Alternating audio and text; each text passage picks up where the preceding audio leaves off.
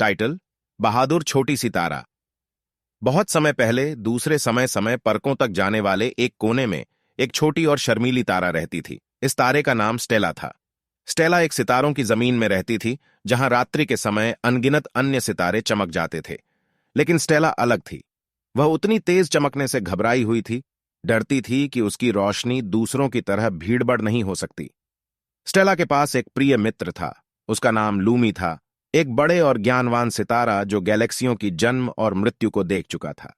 Lumi ने Stella की संघर्ष को देखा और समय आ गया समय समझाने का। एक शांत रात को लूमी ने धीरे से बोला, स्टेला मेरी प्यारी, मैं तुझमें उस खूबसूरती को देखता हूं जो तू में है।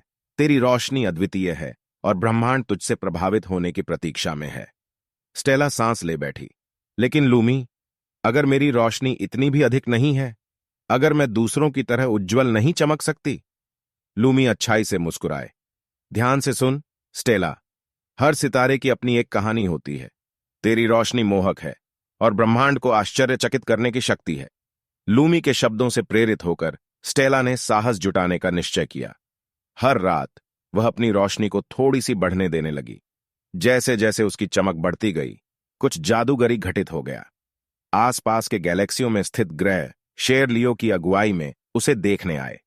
वे स्टेला की कम चमक को देखकर प्रभावित हुए और उन्होंने उससे अपनी रोशनी साझा करने के लिए पूछा।